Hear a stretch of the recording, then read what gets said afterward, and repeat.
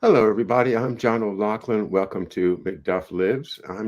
And I'm just seeing a little technical glitch here at the Rumble connection again, and I'm sorry for that.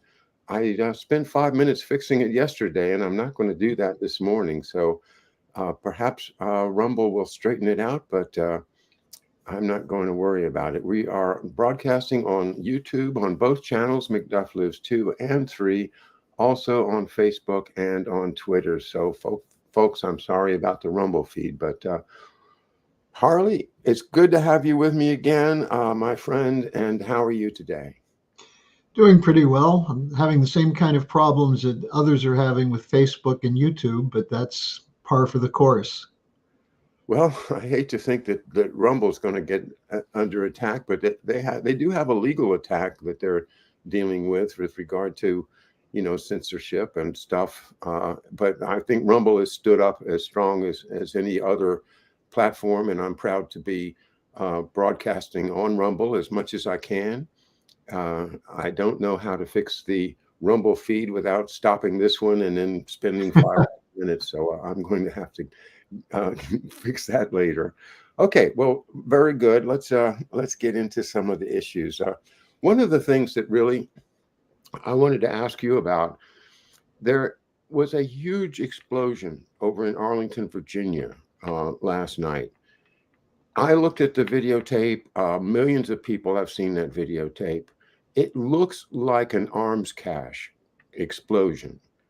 And alongside of that, we have reporting from George Webb about something that he and I had worked on 3, 4, 5 years ago. Uh, the process of storing arms in America, a la a gladio type of a procedure, as was done, of course, as you know, in Europe, for some time when the American people might rise up and the powers that be might need an army that's not necessarily the U.S. Army to take care of business. And I'm very concerned that George is right about this, that there are around the country these types of arms caches. And couple that with video I saw yesterday of what looks like a long caravan of military age Chinese men on the way across the border into the United States.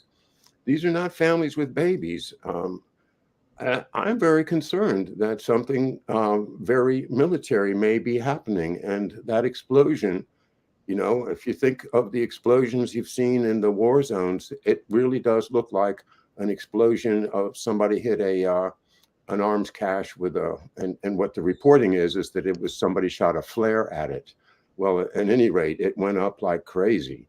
So has that been reported where you are? And do you have any comments on what I just said? I saw it that it happened. I have no intelligence on it, and there's no coverage as far as I can tell here in Europe. What the Europeans are talking about a lot is what happens if Trump gets elected. And this came up at a series of events. The Salvini, the head of the Sovereignty Party in Italy, is announcing a renewed organizing drive, and it's an organizing drive to get rid of Meloni, who is the current prime minister, who's backing the European Union and NATO after she said she wouldn't. So the main thing they're covering here is what they're calling the resurgence of the right wing, and they're associating this with Trump, and they're concerned that what's going to happen in Europe if you end up with a Trump dictatorship in the United States. And this was a topic of several meetings recently. So, this whole question of militias and arms and who has guns, and in Europe, people are very well aware that Americans are armed, but the European population in general is not. So, these are the kind of stories we're getting here. Well, that's sounds like the typical DNC type of talk. because Yeah. we're constantly bombarded with people saying, that if Trump gets in, it'll be the end of democracy. There'll be a dictatorship. And I don't know what to do with that kind of conversation. It's just, it doesn't go anywhere. It's like, okay, you guys can go in your little echo chamber and say this back and forth, but the rest of us are like, what are you talking about, man? Uh, but that to me is a generated uh, deep state meme that is being pushed out for the same reason that they pulled the J6 thing, and everything else is just they're scared to death of Donald Trump. Well, and it's a classic example of hybrid warfare, that before you get into a situation where you are fear that you're headed, you start developing narratives to scare people about what actually would happen if Trump did become the president. And I think this is probably being run in a coordination with the cyber warriors like Bill Kristol, the probably some of the same people that were around Brennan and the NSA. That's got all the earmarks of a scare tactic. But at the same time, you have the other side of this, which is the growing recognition that Ukraine is finished, and that this is, how is Biden going to explain this? And obviously, Biden is going to try and keep it going. But you now have Klitschko, who's the mayor of Kiev, who came out today and said, look, this war is unwinnable. We have to get a deal with Russia. There are rumors that General Zaluzny, who's been opposing Zelensky and essentially using subordinates in the military to blame Zelensky and his strategy for the massive losses of the Ukrainian army. So we're moving into what could be a new phase in Ukraine, although the indication is that even while Biden was sending some feelers over there to see if there would be talks with the Russians, Biden is terrified, and the people around Biden are terrified, that if they essentially give up, then it will be seen as a victory of Putin over the West, and that will further discredit the U.S. But how can that further discredit the U.S. when it's already been adopting a strategy that's cost well over $100 billion, and the only goal they've accomplished is dead Ukrainians and a lot of dead Russians? So the U.S. is losing credibility worldwide, and now you have the Gaza situation on top of it. Now, again, on the question you asked about the explosion, I think we're in a period where we should be watching very closely for false flag operations, whether it's related to so-called anti-Semitism, whether it's related to China and Russia or Iran.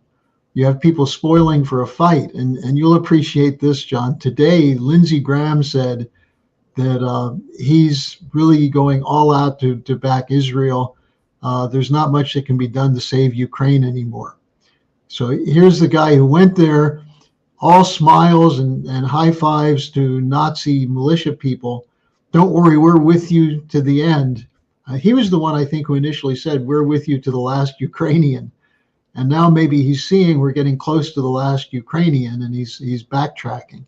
So it's a very unstable situation, but false flags, this is when they come out. Well, I just want to go back to the fire for a second too, this explosion, and put together my comment with your comment, and what I come up with is that the Europeans are being prepared for a scenario in which it is necessary to use arms to prevent Donald Trump from assuming office assuming he wins the next election. And I think that's what's being fed by people like Chuck Schumer, by people like Hillary Clinton, that they are in a full war mentality against Donald Trump, and that's preparing for the explosion of these types of hidden arms caches and gladio armies that seem to be flowing into this country, Harley. Well, remember, the House of Lords put out a report in December 2018 saying that if Trump were reelected in 2020, it would be the end of the Western alliance and especially the end of the special relationship. And we must do what we can to prevent that. So here are the people who are saying that the Russians were interfering in the US election in 2016, which has, of course, been proven to be a fraud, who are preparing for an intervention in 2020. Now we're also seeing there are people in NATO who are saying Europe has to gear up its own military production, because if Trump comes in, the United States can't be counted on to be an ally. Now, what Trump said when he was the president from 2017 to 21, what he said on a number of occasions is that he didn't trust NATO, that NATO doesn't carry its own weight. He was not happy with the dialogues he had with NATO leaders, but he never did anything precipitous. The only thing he did that got them upset was keep the United States out of new wars. So, much of what comes from Europe is actually a reflection, of narratives in the United States. You mentioned the Biden camp, the Hillary, what's her name, Susan Rice, and others are making comments of this sort, that if Trump comes in, it's the end of democracy. And then that gets played up big in Europe. And the discussion process of rebuilding arms production in NATO is then related to the same thing. So I think they're preparing for something. I don't think they know. The one thing I do know is they're terrified that the United States has a kind of maverick quality to its politics. That while the U.S. has generally been fairly steady in terms of its international relations, and for the most part, that's been a disaster. I just did a report this morning on what since 1979, the continuous warfare, the perpetual wars, and this actually goes back to the Nixon administration and Kissinger. You look at Vietnam, you look at the Chile example, you look at virtually everything Kissinger touched. The U.S. has been on a rampage, but the Europeans never complained about it. They never really jumped away from it. The person, by the way, who's calling on a European military buildup is Joschka Fischer, who was the defense minister in Germany during the Yugoslav situation. He was a greenie. He was a peacenik. And all of a sudden, he became a hardcore, we have to intervene militarily, bomb Yugoslavia, destroy Serbia. And he came out the other day saying that with the possibility of a Trump administration, Europe has to be prepared to go it alone. Now, go it alone to do what?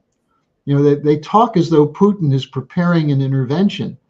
Lloyd Austin, by the way, John, this probably fits into what you're saying and what you're thinking. Austin gave a speech in California at the Reagan Defense Center the other day.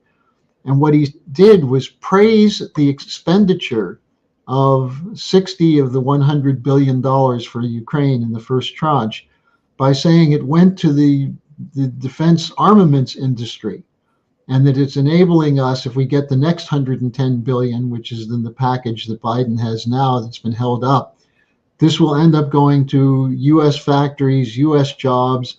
This is a beautiful example of how military and defense is good for the economy. That's what Lloyd Austin was saying. So you see this warlike image from Austin, Joschka Fischer, Stoltenberg of NATO. Of course, Zelensky's still talking that way.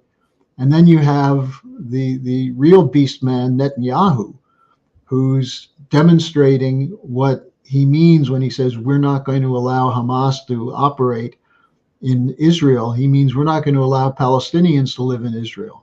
So it's a moment of the emergence of these worst elements. And that's why I say be prepared for false flags and efforts to create a steamroll toward justifying more expenditures for military and surveillance and censorship. Well, between what you're saying, which to me is false flags would be used to pump up the defense budget, but are not necessarily indications of a coming violent military action in the United States. Whereas I am concerned that, false flags, yes, but to what end? These Democrats are very serious about Trump. And if the American people choose him, they will simply decide that the American people have screwed up so bad that it's time to roll the tanks. Well, That's but what, what I mean by false flags, John, is suppose you have shootings in which they claim it's right-wing white nationalists who are doing it. And that prepares the way for a more aggressive suppression of free speech, of the ability to demonstrate, frame ups along the lines of what we've seen from the January 6th event. well, sure. Thank you. And I think this business with this Mr. Yu is going to tell us more as to whether this is a false flag or is it a real find of a hidden Gladio type cache of arms. Well, what about Netanyahu then? Let's touch on him. We also got to talk about the recent passing of said Henry Kissinger. But Absolutely. the beast man, Netanyahu, why is he the beast man, and why does Israel put up with having a beast man running its government? Well, Israeli society has been split for a number of years. I mean, the fact is that Netanyahu's time as prime minister is almost always because of pulling together a coalition government which included right-wing religious parties, it included centrist parties, but his theme has always been he'll keep Israel safe. Now, the New York Times ran an important article December 1st on the fact that the Israeli security and defense forces had found or somehow came up with a Hamas 40-plus page document outlining a plan to attack Israel, which is almost exactly what happened on October 7th, that it followed the plan almost completely. So a year ago, that means in the end of 2022, they found this plan. They reviewed it. In July of this year, they saw military exercises going on, which were, in retrospect, exactly what happened on October 7th. So the question of an intelligence failure, is that really likely? Or was this allowed to occur to give Netanyahu an excuse to do what he and his very extreme allies in his cabinet intend to do, which is depopulate Palestine, get rid of Palestinians, ethnic cleansing? You look at what they're doing in Gaza. Nearly 2 million people have been forced to leave their homes and go to areas that are not safe. The death toll so far from kinetic warfare has been relatively small compared to what it could become because of disease and hunger and things of that sort. But where are people supposed to go? And the reason that some Israelis voted for Netanyahu is that they thought they needed someone strong to protect them from the Palestinians. Now they find out that Netanyahu was funding Hamas. $1 billion from Netanyahu went to Hamas from 2011 to 2019 to build it up as a counter to the Palestinian Authority. So there wouldn't be a unified Palestinian grouping fighting for a two-state solution. So the question that is now on the table is that the polls in Israel are essentially saying that people want him gone, but we need him to finish off Hamas. So in other words, the idea of the beast man is okay to finish off a job which he may have precipitated, but that after that he goes. It's a peculiar view of many Israelis, which is essentially people who are for peace, for cooperation, but when they think the nation is under attack, they'll rally in support of a beast man. Now that the word beast man comes from de Maistre, a French theorist in the beginning of the 19th century, who essentially said you need that kind of ruler to prevent socialism or leftists or anarchists from taking over governments. And you need it to maintain the power of the establishment. And there's a whole series of articles and analysis of this, but essentially that's how Netanyahu views himself. He's the strong man. And of course, what happened on October 7th highly diminishes that image of the competent fighter to protect Israel's security. Now, the New York Times did not say that the reports on Hamas's war plan ever went to Netanyahu. I think it's hard to imagine that if you're a senior Israeli intelligence official who had a document like that, you wouldn't bring it to Netanyahu's attention. But it certainly sounds a lot like what we know from 9/11, where people were telling the Bush administration that something's coming, they have evidence of some operation underway, and they had intercepts and so on, but nothing was done to protect the United States. Well, the same thing happened with Israel. So these are the kind of false flags which actually play into top-down suppression of a potential alternative or a change in government. Keep in mind, Netanyahu, before October 7th, was facing being run out of office because of his corruption charges, which now are back in court. As of today, the court reconvened to hear the charges against him. And these are some serious charges. So many people in Israel are saying that Netanyahu was the benefactor of this war, the beneficiary of it, because he is using it to stay in power. In fact, that's what Putin said today. So, there are a lot of elements here that are you can speculate on. It's not 100% certain, but the pattern as a whole shows that Netanyahu's suppression of Palestinian rights, suppression of or refusal to negotiate, refusal to move ahead on a two-state solution, allowed the situation where the anger built up periodically and exploded, which then Netanyahu used to strengthen his position as Israeli strongman. Thank you so much. That was very, very helpful. I appreciate it, Harley. You and I talk often about the city of London, the elites, the financial system, and all. And perhaps let me ask you this: what is the relationship between Netanyahu and what he's doing, and the Atlantic Council, City of London folks that we often criticize here on the show? Well, those are the people who initially came up with a strategy for how to use the collapse of the Ottoman Empire for the advantage of British finance and British trading operations. They were concerned going back to the beginning of the 1900s that the collapse of the Ottoman Empire, which occurred, of course, during World War I, would open the door for the German Empire, the Russian Empire, even the Austro-Hungarian Empire, to get a foothold in what we call the Middle East. And so going back to 1916, their strategy was to create a division of that territory of the states between France and Britain, Britain getting Jordan, the Saudi area, and Palestine, and the French, Lebanon, and Syria. And that stayed in place until 1948. Now, the important reason to bring that up is we see evidence of continued financial manipulation. For example, the reports that came out about the oil and gas deposits offshore Gaza.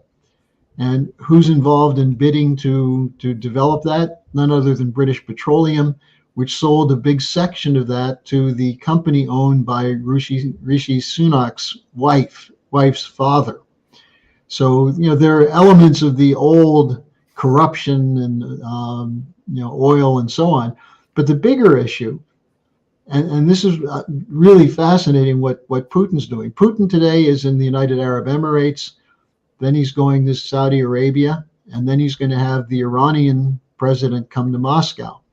Those are three countries that just joined the BRICS. you look at what's going on in the bigger picture and forget for a moment Zionism and Israel and the Palestinian struggle. What's the bigger issue?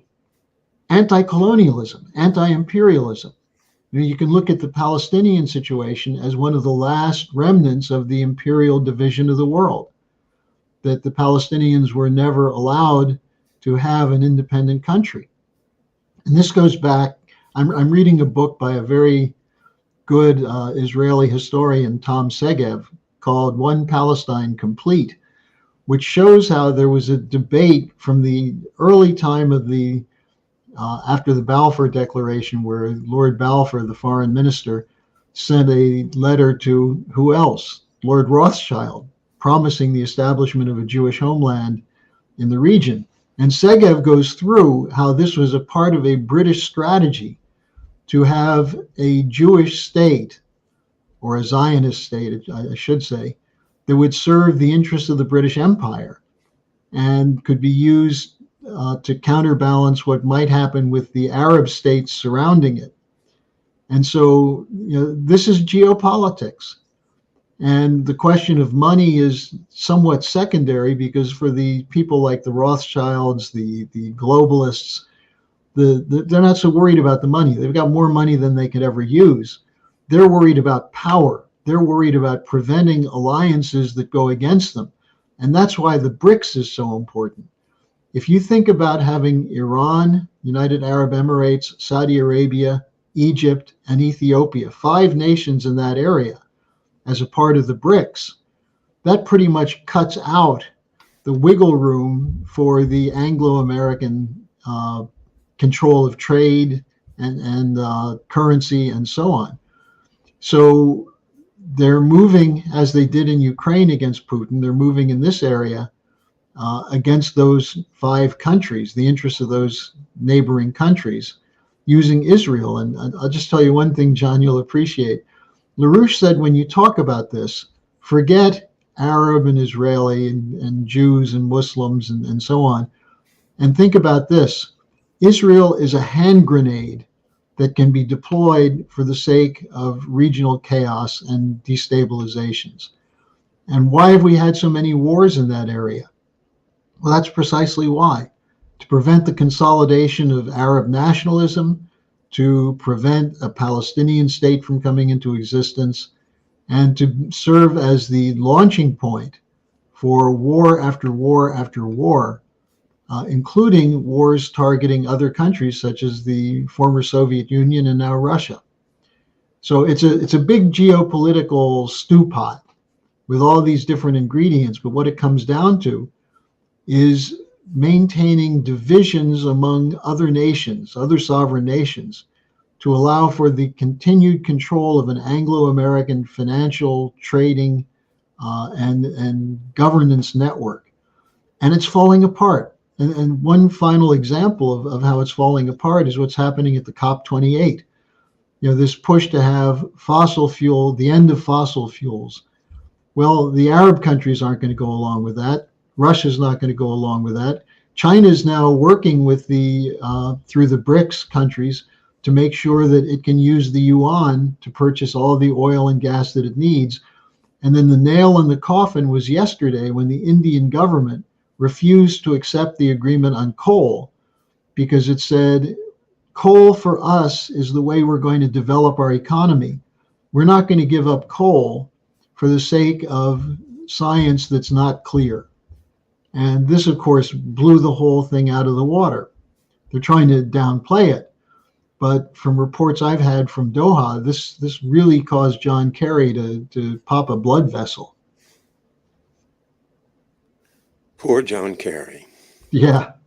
That's just another example of how what appears to me to be pretty obvious reasoning is obscure to the people of Israel, to the people of this country, to people in the world, and that is all the magic of the media control that they've had, for the past 150 years. And the people still have this idea that there's a free press, and that the ideas that they're hearing are all the ideas that smart people are coming up with. And it's just so effective to be able to control the message that even, simple, well, I won't say simple, but obvious things, if you study it, are so obscure to people, and they fall into the Hegelian trap of I'm on this side, and the other side is completely intolerable. And so that's how the deep state controls things from behind, by making us all frozen, unable to work because of the deep resentment of the other side. Just stops anything from moving forward. And that's the case in the United States at big time right now, whereas if Donald Trump turns out to be a dictatorial madman, the American people will rise up against him. Why Yeah. don't you have confidence in the American people anymore, Chuck Schumer? Well, that's the important question, because they have no confidence because they're not sure the brainwashing will stick. And they watched what happened when Hillary Clinton went down in flames in 2016. But let me just give you an insight here that I think is important. I saw an interview with an Israeli soldier named Benzi Sanders, and what he was talking about is how you can't win a war against terrorism with a military option. You can kill a lot of people, but you're not going to win the war. And he quoted the former head of Shin Bet, Ami Ayalon, who was there from, I think, 2013 to 2017. And he said, look, we now have an opportunity for a two-state solution. Who's opposing it? People who don't see the Palestinians as people. And of course, in the last days, we have Smotrich, who's the finance minister, who was asked, well, aren't you concerned about killing children? And he said, it doesn't matter. These children are still Arabs, and an Arab is an Arab, and they're our enemy. Now, that kind of racism, isn't that what you get called out for in the United States? And then Ben Gvir, who's the national security advisor to Netanyahu, said, they are all beasts. You can't talk to them.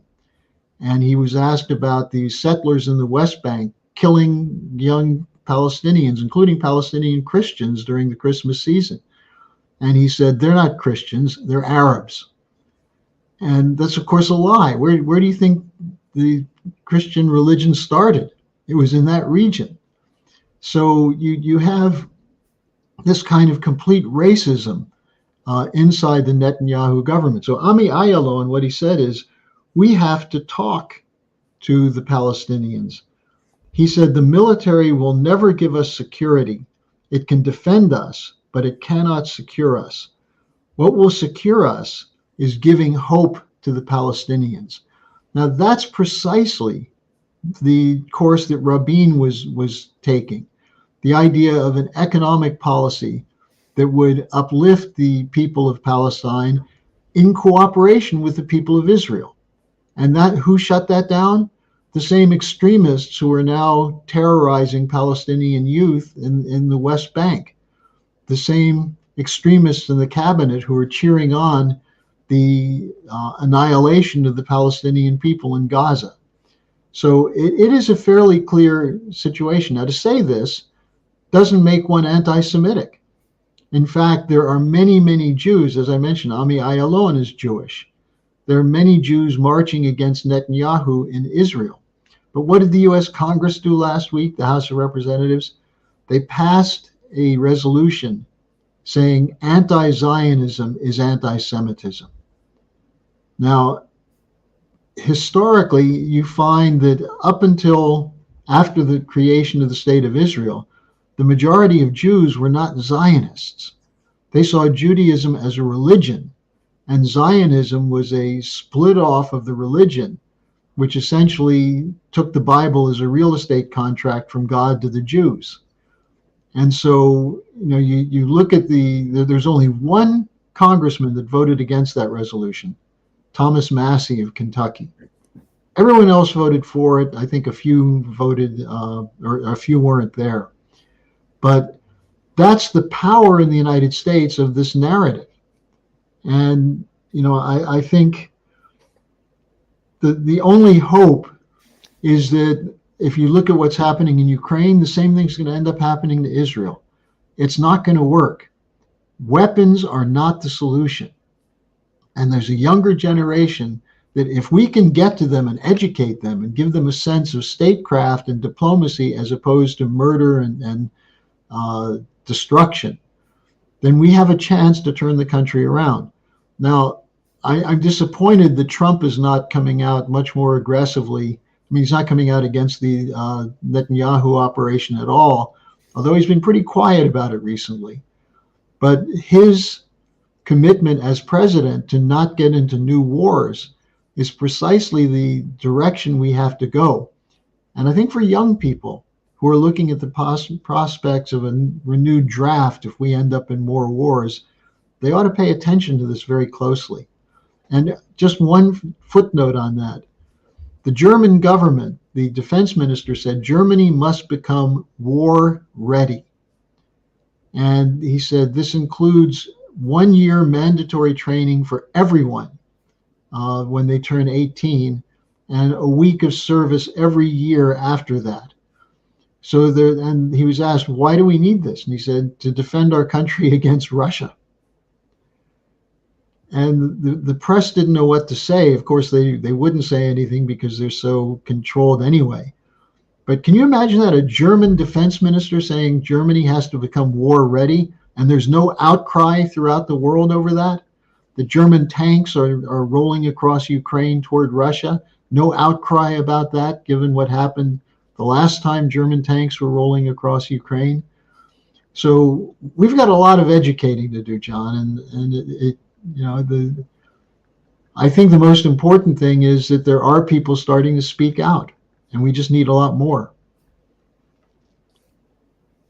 Well, thank you. It's so depressing, though. Now, I will say I have a lot of hope for the future if we can get people's children to read books that tell the positive, real truth about the founding of the United States. And the number of authors that have been associated with you and others with the LaRouche movement have produced books. Graham Lowry's book, How the Nation Was Won, and of course Tony Chaikin's books. I just found another one by Nancy Spanaus, and I'm afraid I might not have said her name right. It's Spanaus. But it's called Defeating Slavery, and it's about how Alexander Hamilton's system, the American system, would inevitably have wiped out slavery had it been pursued instead of being diverted as it was, and then we end up with the Civil War. So as I read the first 60 or 80 pages of it and had to do a show on it, so it's one of my minefields. One of my comments is, geez, if we could just get this into the high school curriculum, then people would understand that this country really was founded on serious, important principles that should not be discarded. And the media is just not with us at all on that. They're very, very pro New World Order. And this New World Order thing is going to destroy everything that the founding fathers and the people that have fought for this country have fought for, including my father. And that's why I'm so motivated to try to help with the education part of it. I want people to be able to know the true history, the real good goals, and the fact that it was all been subverted, and it's all been subverted to the interest of elite financial interests and the nobility of the past that we tried so hard to break away from. Well, let's move from there into the case of the unlamented Henry Kissinger, because this is a perfect segue. Kissinger, upon his death the other day, there were people who had to say, well, he was a consummate diplomat. He was the original modern realist school, the balance of power. It's all nonsense. Balance of power just means totally immoral and no principle. But if people understand what LaRouche was saying about Kissinger and why Kissinger led the fight against LaRouche, it would become more clear what we're dealing with. In 1982, Kissinger gave a speech at Chatham House, which is the seat of the Royal Institute of International Affairs. It's British intelligence. And he admitted when he was Secretary of State, he often worked from Chatham House working papers. He kept the British government better briefed than his own government. And he was a product of training by William Yandell Elliott, who was one of the followers of the Fabian Society, the H.G. Wells crowd, the utopian British imperial faction. And that's the who promoted Kissinger. Now, where do they promote him? Into the Rockefeller networks. He first got his jobs in the 50s working for Nelson Rockefeller. And when Rockefeller failed to win the nomination in 1960, Kissinger offered his services to Kennedy and to Nixon, and he ended up, after Nixon got in 68, as Nixon's national security advisor and then Secretary of State. What did he do in those positions? Well, among others, the secret bombing of Cambodia, which killed close to 1 million people with no strategic purpose. Again, this is the way the beast man functions, to say to China and the rest of the world, we will use everything up to and including nuclear weapons if we have to defeat you. Now, the Cambodian people weren't fighting us. Then look at his role in Chile, where he supported Pinochet, the coup that ended up killing Salvador Allende, who was a very popular president who got elected for what was his campaign slogan? Against the copper companies, against the elite that had been looting Chile on behalf of foreign interests. And Kissinger, working with a group called the Chicago Boys of Milton Friedman, not only had Allende assassinated, but put in Pinochet, who openly talked about a fascist system, a corporatist system, which, by the way, we're seeing again in Argentina with Milei, pushing the same line that we have to get rid of, we have to privatize everything, bring in the corporations, bring in the US dollar as the currency of Argentina. Now, the important thing about Kissinger, though, is that he also worked with people who were involved in developing the idea of mutual and assured destruction. That once you have nuclear weapons, you have to have a strategy which says, if you use them against us, we'll use them against you. And mutual and assured destruction is the MAD doctrine. So what does that mean? Well, since we have a stalemate on the question of nuclear weapons, now we can have all the colonial wars we want. And that's what the United States has been involved in. That's what your father was exposing. That's what John Kennedy was fighting against in the period from June to November of 1963. And he was talking about it even before that. And if you then look at what Kissinger did in 1982, he was working through David Abshire and the Foreign Intelligence Advisory Board, working through Bush, who was the vice president. LaRouche went to Mexico at the height of the debt crisis in the spring of 1982, late spring, met with Jose Lopez Portillo, who was the president of Mexico. Now, why did Lopez Portillo meet with him? Because he knew LaRouche had ideas for how to resolve the debt crisis for the benefit of the global South, the developing sector. And after the meeting, LaRouche wrote a pamphlet for him, which was called Operation Juarez, after Benito Juarez, who was one of the great founding fathers of Mexico, who, by the way, had an alliance with Lincoln. And so all of a sudden, in South America, the discussion was how to avoid the IMF debt trap by having the threat of a debt bomb. That was what LaRouche said. Right now, you're the victim of debt collection. What if you said we're not going to pay? And call for an orderly reorganization of the international financial system. And that was being discussed in Brazil, in Argentina, in Mexico. And Kissinger said, we've got to stop this. Now, at the same time, Kissinger knew that LaRouche was being brought in by the National Security Council to discuss the Strategic Defense Initiative and how to work to share it with the Soviet Union to end the era of mutual and assured destruction. So that summer of '82, Kissinger wrote a letter to William Webster, the head of the FBI, and said, "Can you do something about LaRouche? He's very dangerous. His people are harassing me."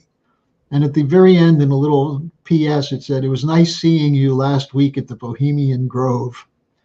So Mm. that letter tells you all you need to know about the secret government and why LaRouche was such a threat. Now, take that to today, 40 years later. We're seeing the same fight. LaRouche's ideas for a new global financial system, not of the bankers, not of a top down bankers' dictatorship, but of sovereign nations working and collaborating for mutual benefit. That's LaRouche's idea. That's what the BRICS represents. That's Sergei Glaziev, the leading economist of the Eurasian Economic Forum, calls himself a follower of the ideas of Lyndon LaRouche. We see it in terms of Helga Zepp-LaRouche's influence in China. We're seeing it with all kinds of indications of what's going on in the developing sector, the so-called developing sector, the rejection of the new imperialism, the new colonialism. So Kissinger probably checked out before his years of work were completely trashed. But it's clear that he saw this as a threat back in 1982. So you have to give it to him on that. He was prescient in recognizing LaRouche's ideas as a threat to the Anglo-American imperial system that employed him. And so I think that's why I wanted to take a minute on Henry Kissinger, not just because he was a bloodthirsty war criminal. Remember, the other thing that he was noted for, the so-called shuttle diplomacy between Israel and the Arab countries, was designed to prevent a solution from occurring. There was already a proposed solution on the table from LaRouche, which was the Oasis Plan.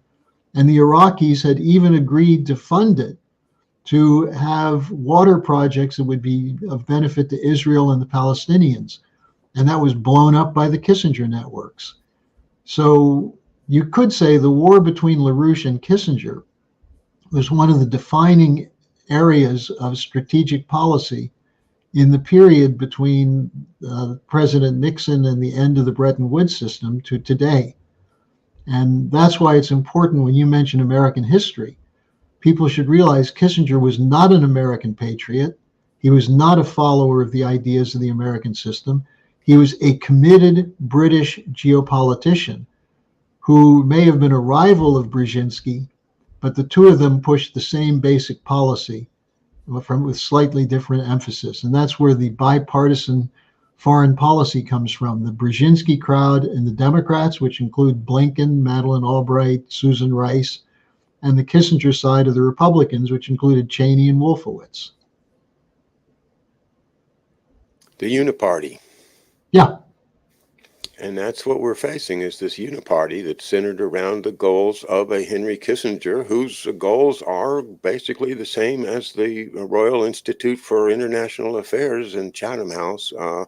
And that it brings it all back home to where it should be. That's where Henry Kissinger's power comes from, and the people that facilitated on this side of the ocean, and Harvard especially. My dad's alma mater, and unfortunately, a lot of bad thinkers were involved in making this happen. They don't think very well. I'll just tell an anecdote. My dad played football, of course, and he played both at Loomis and at Harvard. But in the third year, something happened in which he was unable to play anymore. It had something to do with somebody breaking a leg, and I don't know, but from things I've heard later, I think that there was some incentive that if you could get a kid to to actually go out and break somebody's leg on the football field, that you had somebody that you could use, that you could mold into that beast man that you need. And my dad wouldn't do it. And so he sat on the bench for the last year of Harvard football, 1940. A very interesting example, I think, of life in general, in which people will get tested to see if they'll go across the moral boundary for you. And if they will, then they get to be an admiral, or they get to be a secretary of state, or they get to be the ambassador to India or something, just something that seems like a big, powerful position. But in fact, you've got them there because you know that when you tell them, to do this, to do that thing that most people hopefully would not do, that they will do it. Thinking of Jacinda Ahern, who's been in the Twitter feed lately as somebody who, as the Prime Minister, I guess, of New Zealand, enforced the most draconian restrictions on people and forced them to take medications that they didn't want to take. And now we find out that she exempted herself and 13,000 other elites from taking that same medication that she forced on everybody else. And I think that's an example of somebody that has been put in that position because they know that when they get told to do something, they will do it, even though it's a violation of everybody's human rights that everybody seems to understand are universal. These type of things, I'm sorry to just, it just triggers me because I think of all of these people that we respect because of high office, Colin Powell, Anthony Blinken. Are they really that smart, or are they just cooperative? Well, there's a difference between being smart and being a representative of the best of humanity. And I think they're clever and sneaky, but I don't think that they're what I would consider smart. Because is it smart look what Blinken just did. He went to the Israeli war cabinet with a very weak pitch from Biden, saying, look, we'll support you. We're going to continue to support you. You do what you have to do to Hamas, but just be more humanitarian about it. Now, think of that. Be more humanitarian in your killing of civilians. And of course, Netanyahu laughed it off. And later, Netanyahu bragged, I'm standing up against the United States. Now, was Blinken smart? If Blinken were smart and wanted to stop the war, or if Biden were smart, what he would do is he would call Xi Jinping and Putin and say, look, let's work together to stop this right now. And he would do what Eisenhower did in the Suez Crisis in 1956, threaten the Israelis. They'll be completely cut off from money, have their tax-exempt status taken away for Israel war bonds. And there are a number of, a top Israeli general said, look, if the United States didn't give us money and weapons, we'd have to stop fighting. Yeah. So if Blinken were smart, there are measures he could take. But he's not smart. He's a puppet. He's trying to cement his role in history, and he's on the wrong side. And I think he's going to discover, hopefully he lives long enough to discover, that he's seen by the world as a villain. And you have to fight for this principle of universal justice. In the case of Kissinger, I'm sure he's burning in hell right now. And he's well deserving of a nice corner, of the hottest corner in hell. Maybe he's trying to negotiate with the devil for a move to a less hot room or something. But in any case, you look at this and you have to ask yourself, how smart is it in the nuclear age to think you can solve problems through war? It's not smart. It's stupid and evil. And saying that doesn't make you an anti-Semite, doesn't make you a right-wing white nationalist. It may put you on the outside of most so-called polite discussion.